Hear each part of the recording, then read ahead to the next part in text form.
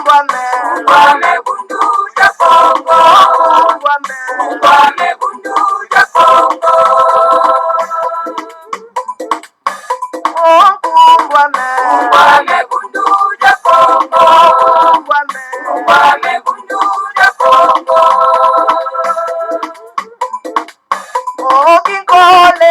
Kole ku Kongo ya mwenyika.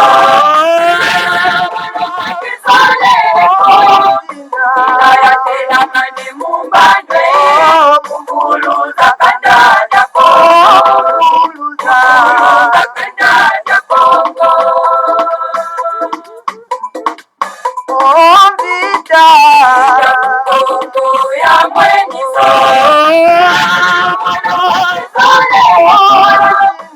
Ya tena mani mumbandwe. Mwana vita Kongo. Mwana vita Kongo. Kiaje Kongo ya mwenyika.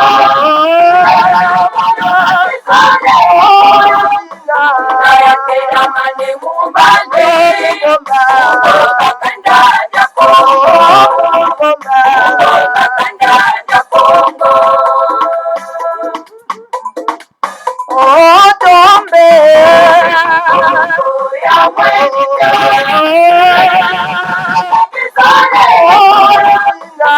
Ya tena mani mumbandwe. Uzonga twende ku Kongo. Uzonga twende ku Kongo.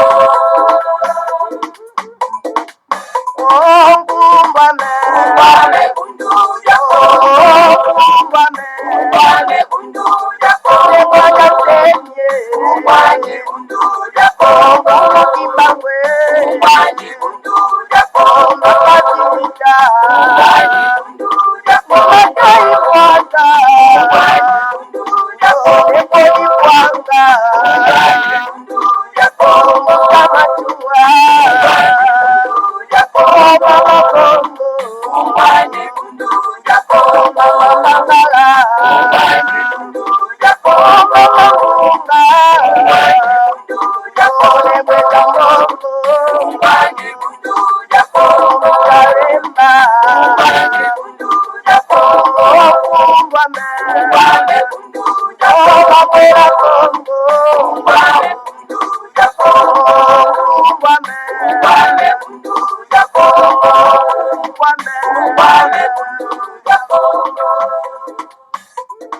Matondo mingi bama batata bandeko balandi ya Congo bololo kumbwa me bundu ya Congo talabiswana to yeli susu en tout cas na après-midi ya lelo bama batata bandeko balandi ya Congo bololo sima ya mikolo ebele sans que tokoka solo penda koyokana.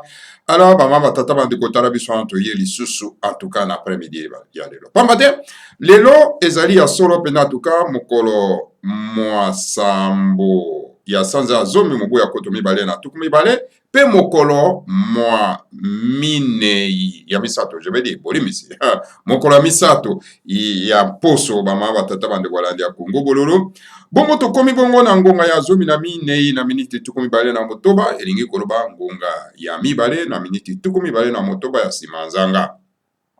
Bama batata bandeko balandi ya Congo bololo totombeli bino mokolo molamu bayenge bambote pe balosako na bino banso Congo bololo.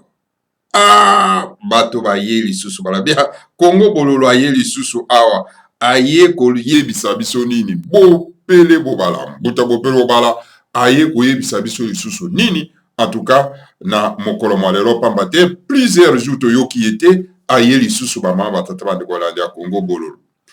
Alors donc, oyo balingaka mbuta bopele bobala, balingaka vérité, sembo. En tout cas, sengo na bino, en tout cas, tika été le Seigneur a konga kwa kopambola bino. Alors, pona oyo en tout cas été sembo tolobaka Congo bololo to administraka bino.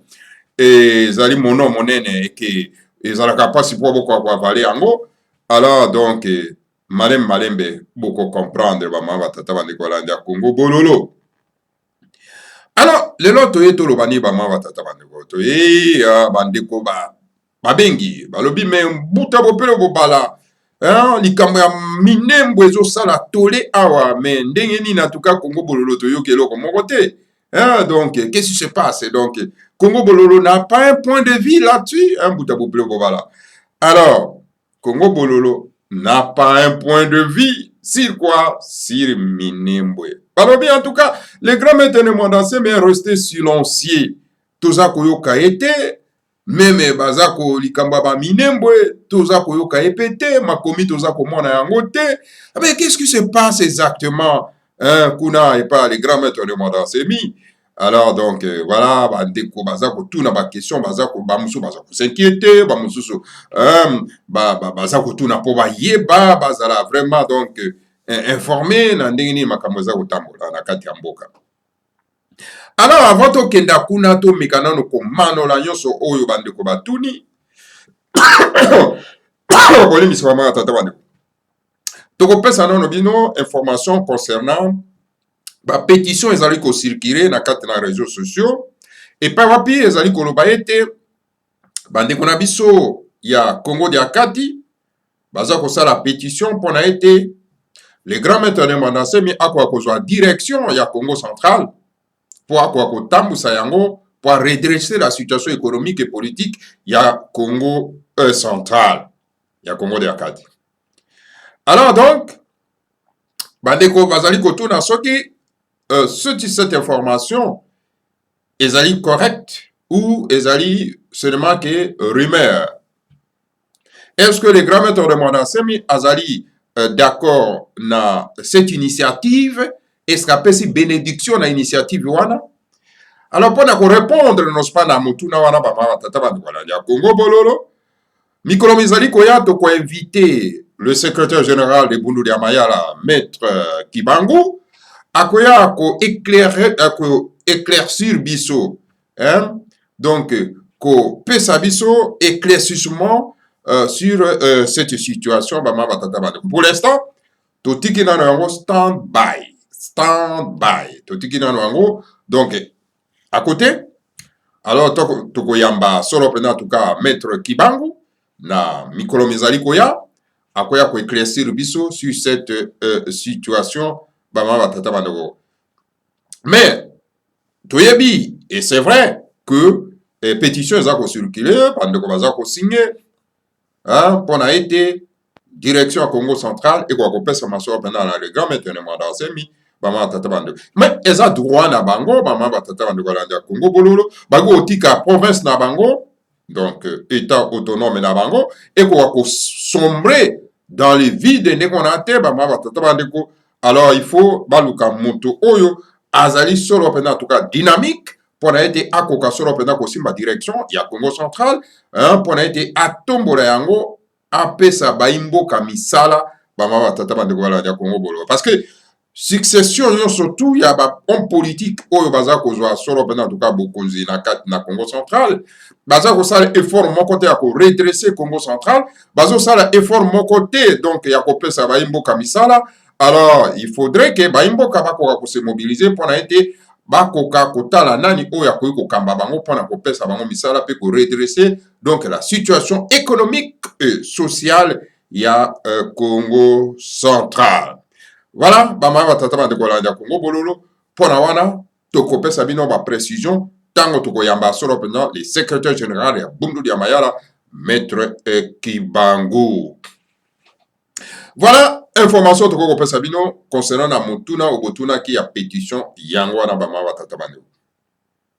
Tokei solo pendant tout cas bama batata bandeko na likambo oyo ezosala évolution oyo ya l'Italie solo pendant tout cas Minembwe pe na mituna o bandeko batuni le grand maître de Mwandansé est silencieux azali koyo kanate. Alors qu'est-ce qui se passe exactement bama batata bandeko? Boyebi yango malamu bama batata bandeko entu mwana nzambe. C'est quelqu'un qui est inspiré par donc l'intelligence du Seigneur à Congo, est inspiré par donc par l'esprit du Seigneur à Congo. Alors tango ye abikolaka abikoli alobi makambo alors afandaka kimia pour être makambo ya abikoli et kokasolo pendant en tout cas ko se réaliser. aussi longtemps que makambo ya bikolaki eza ko se réaliser na miso ya baimboka, alors donc tout mwana nzambe alobaka nana eloko moko te, pamba te eloko ya sika ezali wana te, à part oyo nyonso to ya alobaki bama batata bandeko balandi ya Congo bololo.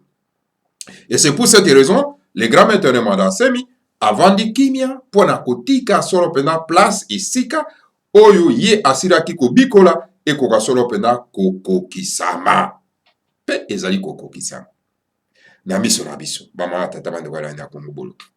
Le grand maître de Mwandasemi a toujours dit que mboka na biso ezali occupé, mboka na biso ezali colonisé par mwa ba minorité ya coalition tuti oyo baye kozwa mboka na biso en otage. Alors na yango pona ete tokoka solo pena en tout cas kobikisa mboka na biso na situation ya ba prédentaire oyo baye na mboka na biso, esengeli solo pena tozala lisanga moko liboke moko pona ete tokoka solo pena kobikisa mboka. Apesaki ba ligne de conduite ndenge ni tokoki kobikisa mboka moko te ayoki biso. Le grand maître de Mwandasemi alobi na kati ya armée il y a 500 généraux Tutsi na kati ya armée. Mais lorsque votre armée est infiltrée par les étrangers, mais comment voulez-vous bokoki ko sécuriser mboka na bino? Bokoki ko sécuriser mboka na bino te bama batata bano. Et ça n'est possible parce que votre armée est infiltrée. Bapaya bakoki jamais kosimba appareil de l'État. Lorsque votre politique, c'est-à-dire le sommet de l'État, est simbami na mopaya, na administration nyonso tu ya mboka et simbami na bapaya, dites-moi mes chers frères, mboka wana commence à faire que kuiko tambusama. Le grand maître de Mwandasemi nous a tout donné comme leçon, mais toyokite, tout traité de tous les mois. Qu'il est tribaliste, hein? Pendant que le tribalisme n'a évité ceux qui baza ko confondre le tribalisme na xénophobie. Bah confondre les grands maîtres par tous les mots, hein? Qu'il est malade, hein? Bah traité par tous les mots, hein? Qu'il est fou, hein? Bah ma batata bande voilà na Congo bolo. Et tout ce qu'il a dit, ça se réalise. Alors botika avant Dakar, avant rien, nyonso ya lobaki ekoka ko se réaliser. Car les grands maîtres de Mwandasemi voient à 3000 km pendant que ngai na yo toza koloba awa to mona kaka na zolo. Même zolo penza ya biso po to mona ngo toza na difficulté ya komona. Mais lui voit à 3000 km. C'est-à-dire makambo oyo ezali koya ya sa moni yango mais bino bozo mona te. Mais tanga moni yango abeleli na baimboka. Mais baimboka non baingi kotia matoite. Bama tata bande balandi ya Congo bolo. Eza lokola Seigneur Kimbangu. Seigneur Kimbangu abikolaka na avenir na devenir nos pas ya Congo belge. Abikolaki yango. Mais makambo nyonso to ya abikolaki et se réaliser na miso na biso sans que tout se rende compte. Mais baimboko bazalaka éveillé basalaka nini? Ah, prophète na biso abikolaki likambo songolo. Il faut tout ça l'effort de façon que likambo na tango ekoya ekoka kokuta biso na se ya pongité. Mais non, on ignore complètement. Ah ben non, mais wana za moto moindo aza na bonzambe te. Alors donc moto aza na bonzambe kaka mondele. Bama tata bana. Yango no moni moto lo babengi mutombo alias Israël. Okomona ye aye na etando na ye. Aza koyemba blanc comme les neiges. Blanc comme des neiges. Donc ye moto moindo akoko ba noir ete, il faut le bakaka blanc, hein? Parce qu'aza ko souffrir d'un complexe d'infériorité idiot. Bama tata bana wala ndako. Complexe d'infériorité idiot. Yango naza fier ya kolobela kambo etali loposo na ete. Bama tata bana. Lelo boyoki moto babengi mutombo alias Israël akomi koloba ke non mboka ezali occupé. Mais tant que les grands maîtres de Mandasé Mazako Yebisabiso que notre pays est occupé. Nous sommes sous occupation des forces étrangères. Armée Nabiso est occupé. Donc, administration Nabiso est occupé. Celui qui est au sommet de l'État, Hippolyte Kanambe, c'est un tout Rwandais Mopaya. Alors, le 17 août 2017, le grand maître de Mandasemi a benga qui sort pena baimboka to bimato ça la soulèvement populaire. Il a donné un mot d'ordre. Alors, et tous ces politicailleurs et tous ces politiciens médiocres, bango batemi alobi journée ville morte. Moto babengi Chilombo lelo, le faux président bozo benga président. Mboka na biso yango ekovanda kaka na makambo lokuta boye. Le faux président ici qu'on appelle Chilombo. A tellement ki na IDPS na ya lobi journée ville morte.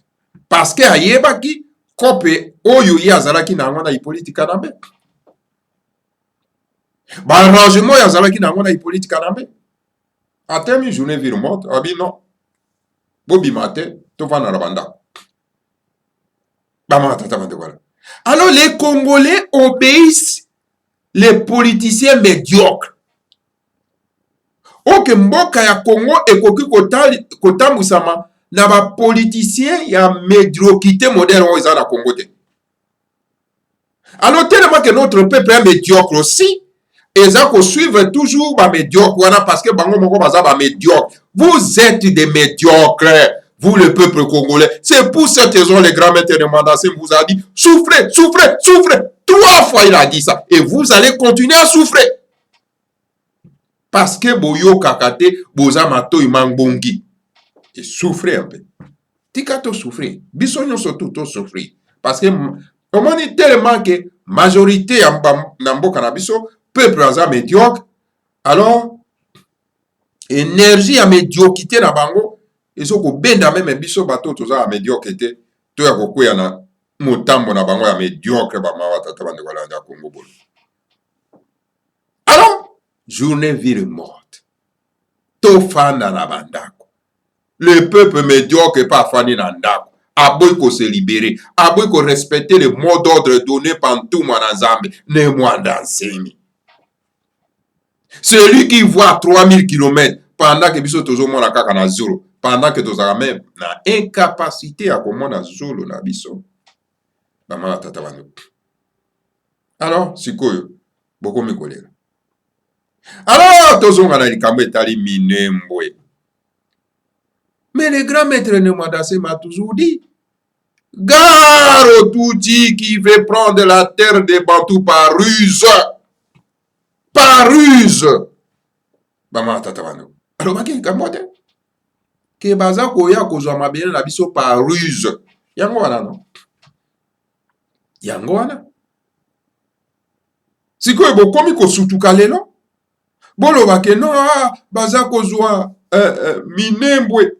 Mais effectivement, babi bakozwa yango donc par la voie ya violence ite sikoyo, mais par la voie pacifique. Par la voie pacifique. C'est-à-dire, ba élément na bango ba injecta bango na kati na ba institution ya mboka na biso. Bazo sala mosala tala batoloko ya Robert. Depuis batia ye ministre ya décentralisation. Et l'étranger aya pas décentraliser mboko ya biso. Et les Congolais trouvent ça normal. Et on les laisse circuler tranquillement dans le pays. Et ils créent le territoire de Minembwe devant nous, devant nos yeux. Et à Keiko inauguré donc commune Minembwe comme commune, Longui village comme commune. Et pas bengi ba personnalité politique. Monisco. Abengi ambassadeur à États-Unis d'Amérique. Abengi bama tatama de Rwanda Congo bololo. Ba généraux ya armée ba ke ko assister na inauguration ya Minembwe comme commune. Bama tatama de. Et voilà ce n'est que étape yango wana pona nini pona kozwa eteni ya mabele ya Kivu koannexe yango na Rwanda. Voilà, les grands maîtres de Mandasema avaient déjà dit bato wana balingi kozwa mabele ya race bantu par ruse. Boza na un sage bato. Parce que dans tous les pays du monde, bazalaka na un sage pape bakenda ko consulter ye. Mais oya bino ba sage bolukaka nde boboma bango, bolukaka nde boterroriser bango, bodiaboliser bango ke baza bafu. Tala ndenge bosali na un sage bantu ne Mandasemi,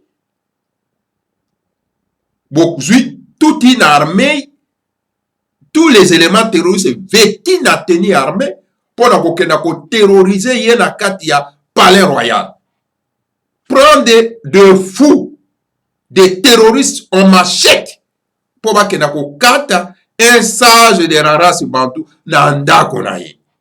Mais vous êtes de quel peuple, mes chers frères? Boyebi bama batata bande kwa landa Congo bololo. Mboke tambusa makana bwanya. Et bwanya bazwaka ngo de porte outé. Une personne vous donne ces bwanya là pour na ete bokoka ko saranini botambusa na ngo mboka.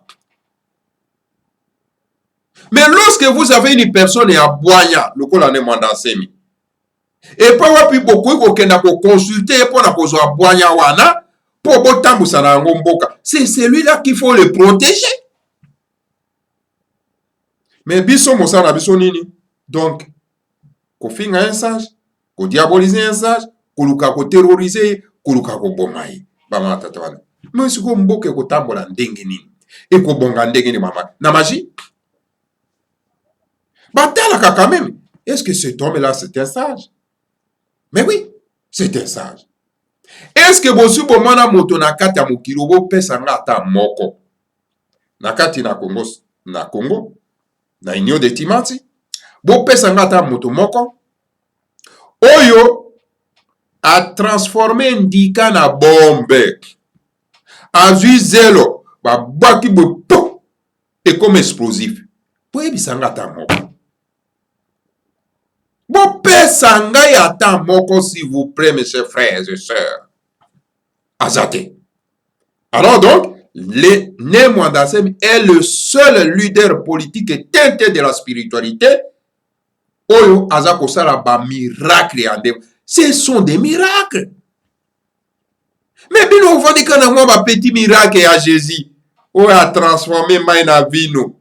Lo vulo maina vino. Wana nde bobengi yango miracle. Mais quelqu'un qui transforme indika na bombe. Nini, zélo, na explosif. Mais c'est celui-là qui est le plus grand. Et il faut vous en fier. Na une certaine fierté. Na moto ande mwana kati ya mboka na bino. Bama tata bande kwa nanda Congo bolo. Mais bapa ya baso tala biso ko eti babi mais oyo peuple to ko manipuler bango ndenge tolingi. Aussi longtemps que tina momo baso comprendre te moto bazana yekuna na kati ya mboka na bango. Alors donc ce qui te réussir pour éliminer moto donc to ko yonga bato ti to ko sirisa bango même. Alors tozolo bana Congo bolonde tozolo bate ba ma tata bande kwa na Congo bolo. Tozo mala minembo. Minembo ce n'est qu'un pas, il y a plan, il y a pour arracher la terre de la race bantou par ruse. Ce n'est qu'un pas. C'est quoi le bino bokolo bagé, non? Moto babengi Chilombo. Asara quelque chose à Osarani. Et voilà un peu pour abois. Azo kenda et pas Ekosenga et pas à Chilombo. Chilombo ne peut rien faire parce que Chilombo n'est pas un président. Chilombo a présidenté. Bino so ibo fani na moto. Bota la quand même caractère. Il y a président. Hein? Est-ce que le régime y a Chilombo qui président c'est à Chilombo? Soko tali yango bien. Vous ne sentez pas que non, il n'a pas la présidence dans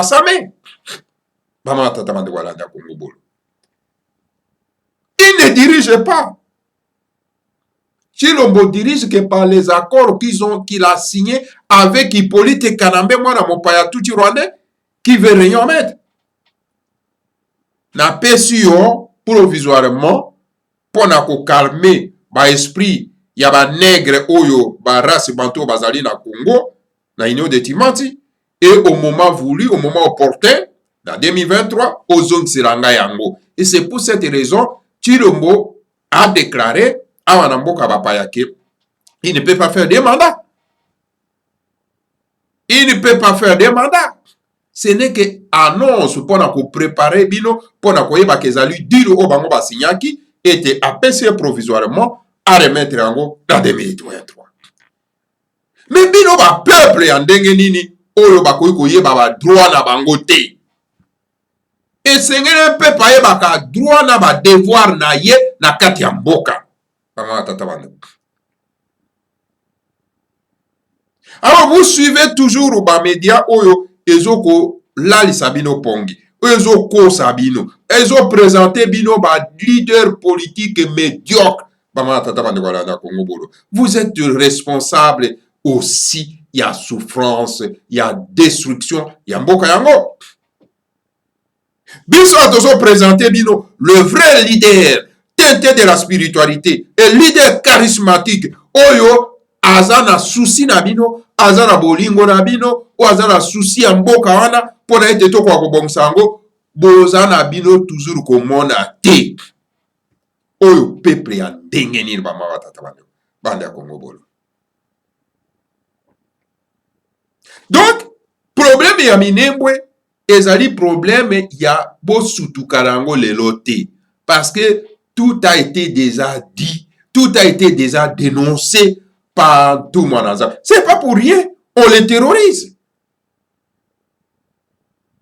On terrorise que c'est lui qui vous défend. C'est pour ça que mon abandon biso, il parle fédérer le combat, fédéralisme, fédérer le combat. Chacun de nous doit défendre sa tribu, parce que la République démocratique du Congo est composée par des tribus. Et vous devez être fiers de votre tribu. Tribus, ce sont des nations naturelles. Le grand maître Nemadasse m'a toujours dit ça. Ce sont des nations naturelles. Nous ne sommes pas tous des Congolais. Nous sommes devenus des Congolais. Par ruse et anani, il y a criminels, assassins, génocidaires, autobégi, léopoldés.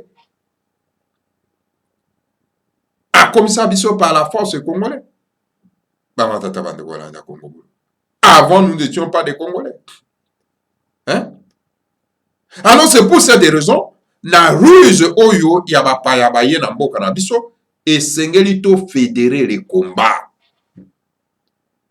C'est-à-dire, chacun de nous doit revendiquer. Donc, identité tribale na ye.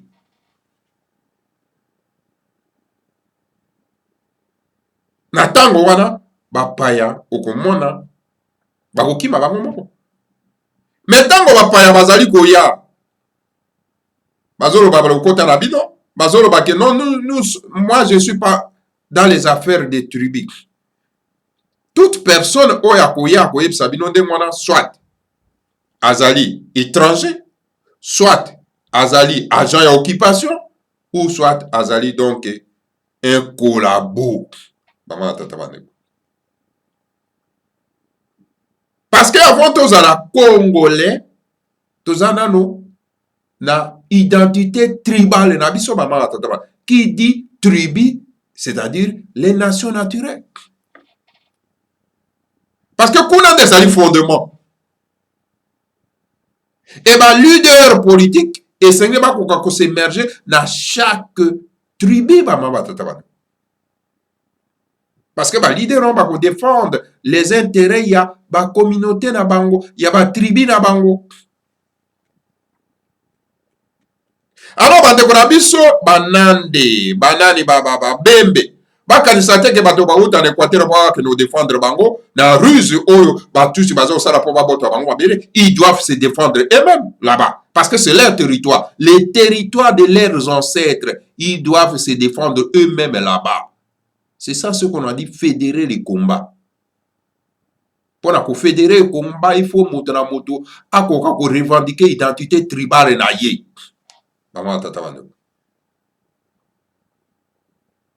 Alors, ceux qui vont dire M. Tshilombo va faire quelque chose pour ko sunga bango, alors, bakoya ko se retrouver, baya ko koma na isika oyo bakolela na monoko ya mboka.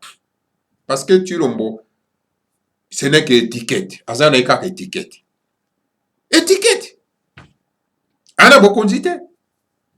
Mais bon, t'as la bino moko pour servir. Vous ne servez pas. Le président de la République, et il sait très bien au fond de son cœur que non, Tshilombo n'a pas vraiment la présidence dans sa main. Celui qui dirige, c'est Akingakat, un étranger, mon père.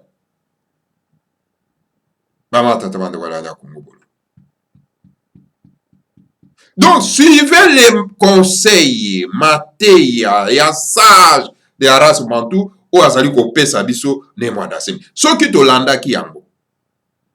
Toko koma na niveau to comité. Tango senga ki soulèvement populaire le 17 août 2017. Nde toza na situation toza na ngote. Amata tabande wala. Situation toza na ngote. Mais le collaborateur koyokate, alors donc cette unité forcée et à Léopold, ça va s'éclater. Et qu'on s'éclater. Attends beaucoup ça là par tous les moyens. Bosimbawa, oboko kokate. Et qu'on s'éclater parce que Boyo qui conseille à un sage té.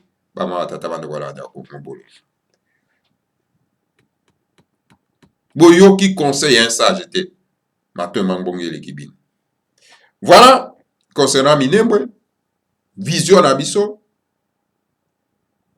na kati na Congo bololo, yango na bama batata bandeko, biso tozomo nango ezali ya sikate,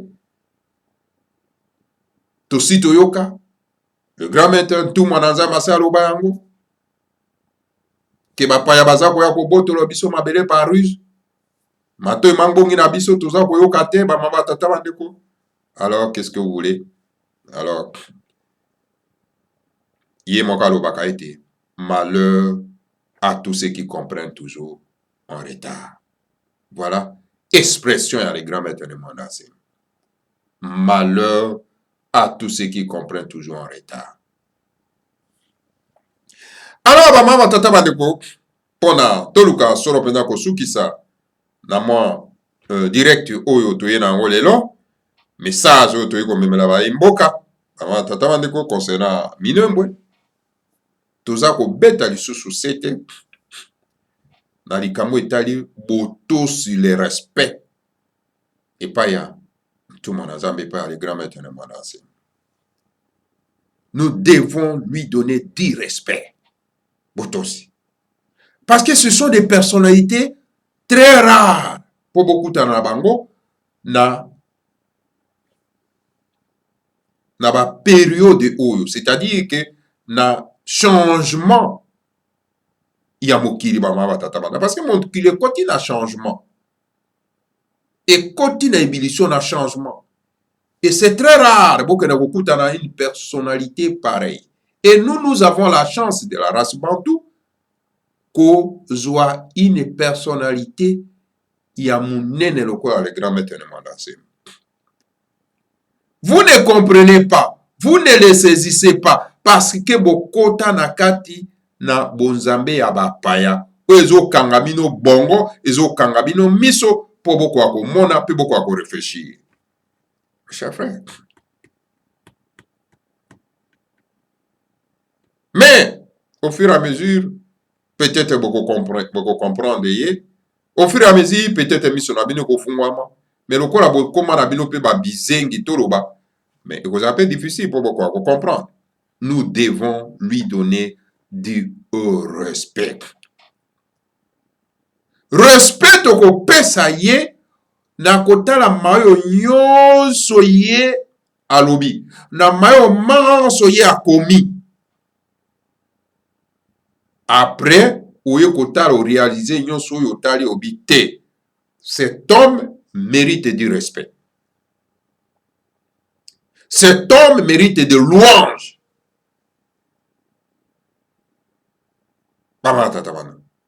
Cet homme, c'est vraiment notre Ayatollah Khomeini Yakachopa Yakati. Tala na Iran ndenge bakumisaka Ayatollah na bango Khomeini. Tala na mboko yo na Liban ndenge bakumisaka moto na bango Masra ya Hezbollah. Mais kake pa na biso, on néglige notre leader teinté de la spiritualité. Les gens se permettent à koya ko insulter. On ne peut pas tolérer ça. Lorsqu'on aime vraiment les Mandassem, lorsqu'on a le respect à Mandassem, dans tout ce qu'il a dit, dans tout ce qu'il a fait, et dans tout ce qu'il continue à faire parce qu'il est encore vivant, on doit nécessairement lui donner du respect. Pena respect na oyo babengi molonga li na ye.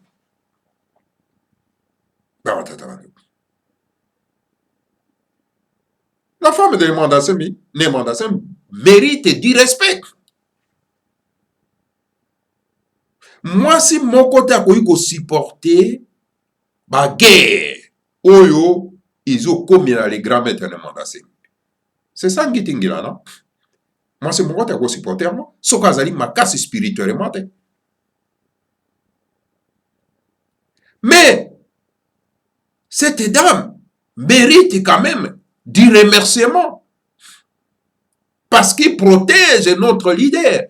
Si réellement on aime les Mandassem, dans tout ce qu'il a fait, dans tout ce qu'il dit, dans tout ce qu'il a écrit.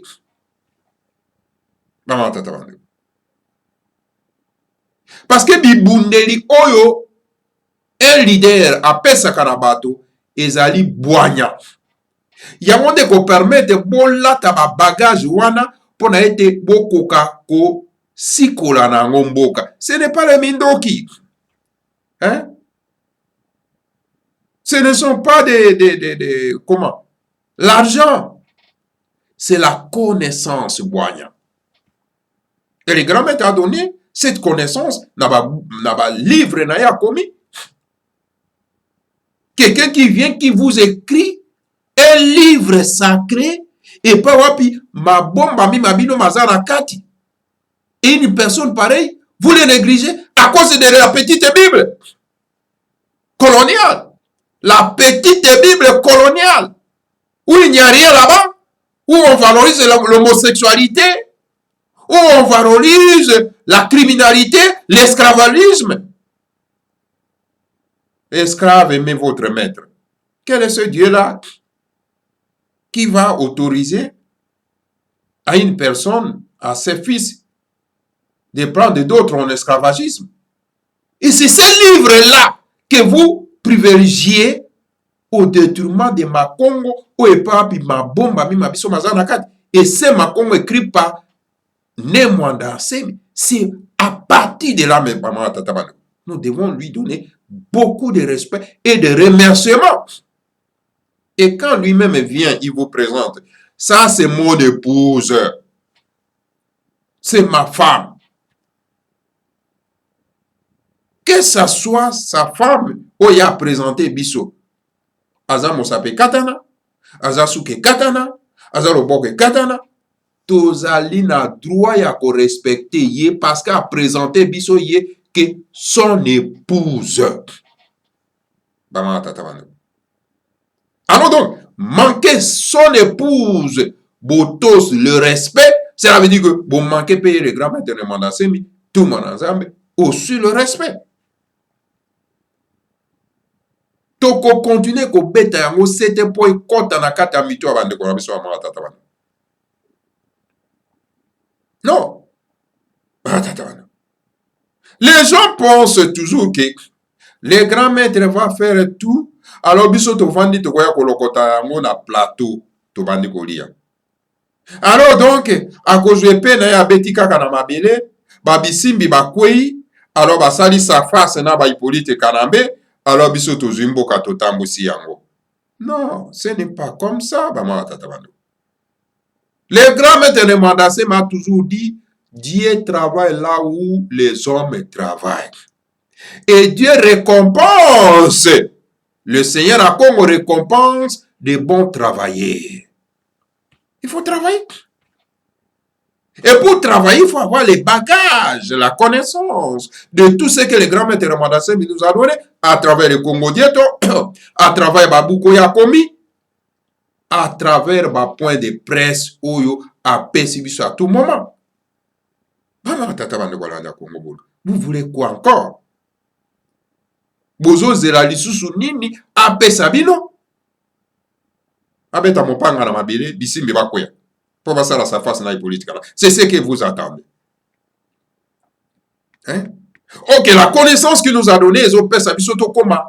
Bah, donc, bah, vrai nationaliste, bah, vrai patriote, to koma solo en tout cas, bah, to bazana l'olé dopé la fierté à race na bango la race noire. C'est ça la connaissance qu'un leader donne à ses partisans, à ses disciples.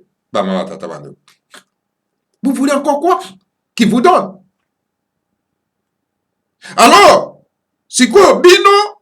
Tellement que l'esprit du christianisme est dans mon habitude à bino. Bozo zelaka ka miracle kwa kosalema, lokola miracle zo kosalema te, mopanga za kobeta manambele te po bisimbi bakita. Alors donc, et que vous avez la âge et les grands maîtres de Mandasé, mais ça pour avancer. Alors, vous m'en êtes non, espoir et les sous-soutés, beaucoup mis en débandade. Alors donc, beaucoup m'abino, insulter sa femme, tout en disant que non, Pitumbo et Zakoya, et ils allaient à cause de sa femme. Et en même temps, vous avez bête en biraya. Kobenga ingiti ngila. Ya kobenga fumandungunu, les seigneurs de la guerre. Et en même temps, vous allez préparer. Nabitumba, vous allez préparer. Beaucoup de quoi qui sait que non. Ce qui va manquer, c'est à cause ya molonga ni ya le grand maître de Mandasé. Mais mes chers frères, le combat que le grand maître de Mandasé mène, il faut à la côté d'une femme qui est spiritualisée. Nous ne refusons pas sa première fois, c'est la femme du grand maître Mandasé qui l'a mis au monde avec des enfants. Nous avons droit à respecter Yé. Comme nous respectons aussi sa deuxième femme, où elles ont mené un combat, il y a libération, il y a Baindo. C'est un combat. On les bisons sont tout au côté na combat wana.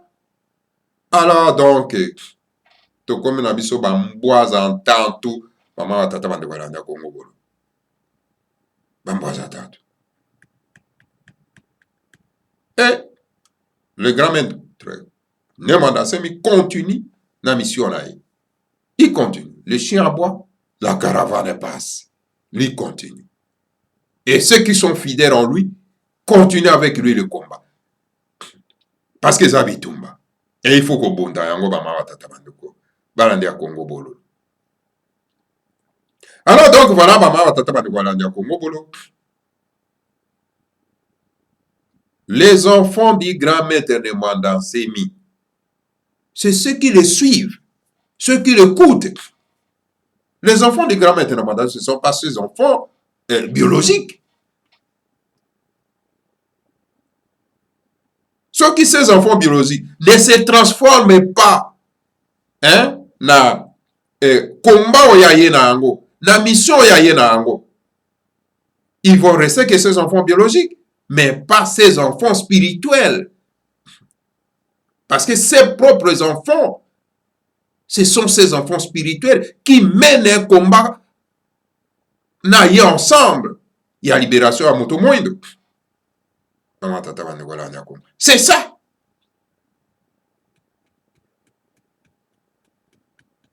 Alors donc, il faut vous aller en retenir. Surtout dans la mauvaise langue. nous les mettons en garde.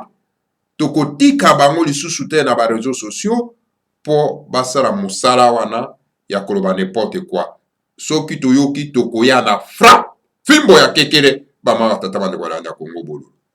Parce que vous êtes incapables de faire ce que les grands-mères de la Mandassé est en train de faire. Vous êtes incapables, vous les femmes, incapables de faire ce que Ya Lubondo est en train de faire à côté, non pas de son mari.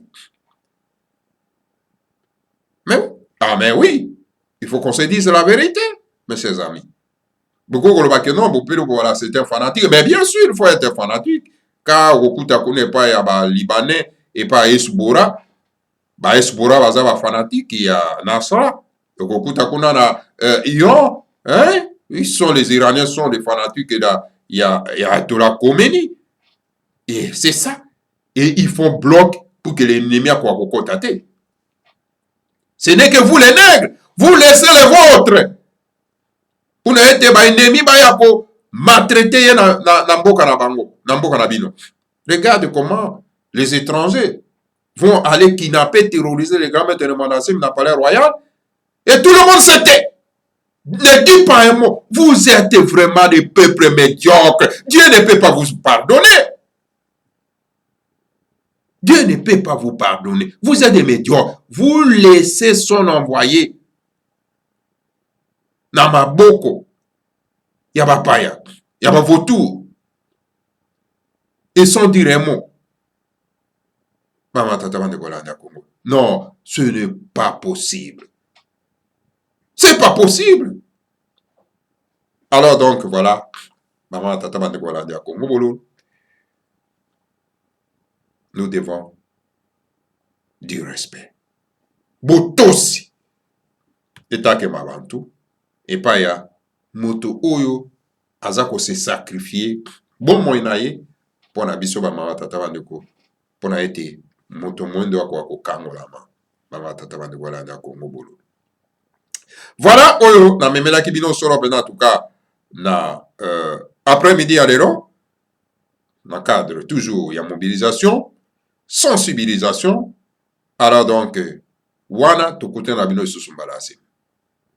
Que le Seigneur à Congo vous bénisse tous, bénisse Nemanda Semi et bénisse la République fédérale du Congo, Ingeta, Ibobo et Mvuka Timanti, Afelika Diampa di Finamene Toa, Kabudia Bakeluba, Uluzororo watanda wa Mungu tuleno Makanda mava musama futuka yotama Osaweni na ninga masina makikulu Kongoja bakongoja futuka Kongo Uluzororo watanda wa Mungu tuleno Makanda mava musama futuka yotama Osaweni na ninga masina makikulu Kongoja bakongoja futuka Kongo Afrika ya Afrika ya Marina Tumba Afrika ya Parizina Mene Tumba Afrika ya Afrika ya Marina Tumba Afrika ya Parizina Mene Tumba Efi ambayo mbita betirwa na kukongo Ipanza kya Kongo ye kivuka kya Timanti Efi ambayo mbita betirwa na kukongo Kongo ya bakongo ya futuka Kongo Efi ambayo mbita betirwa na kukongo Ipanza kya Kongo ye kivuka kya Timanti Efi ambayo mbita betirwa na kukongo Kongo ya bakongo ya futuka Kongo Afrika ya Afrika ya Marina Tumba Afrika ya Parizina Mene Tumba Afrika ya Afrika ya Marina Tumba Afrika ya Parizina Mene Tumba Zakuza kuna tantu zazo zina katulwa Ulusolo lwa batata makungu tulendo, siku minazone za kwanza zinatungwa, yevuka na ukivuka kyantimati, zabuza kuna tatu zazo zinakatulwa. Ulusolo lwa batata makungu tulendo, siku minazone za kwanza zinatungwa, yevuka na ukivuka kyantimati. Afrika ya Afrika ya mbali na tungwa, Afrika ya mbali zinamenetungwa, Afrika ya Afrika ya mbali na tungwa, Afrika ya mbali zinamenetungwa. Siku minazole za kwanza zinatungwa, Kongo kwimaka ngubengela kuva kuzami, oyo makatanga kivuku bangi chwapa, kasaimu kivuka kyantimati. Siku minazole za kwanza zinatungwa, Kongo kwimaka ngubengela kuva kuzami, oyo makatanga kivuku bangi chwapa, kasaimu kivuka kyantimati. Afrika ya Afrika ya mbali na tungwa, Afrika ya mbali zinamenetungwa, Afrika ya Afrika ya mbali na tungwa, Afrika ya mbali zinamenetungwa.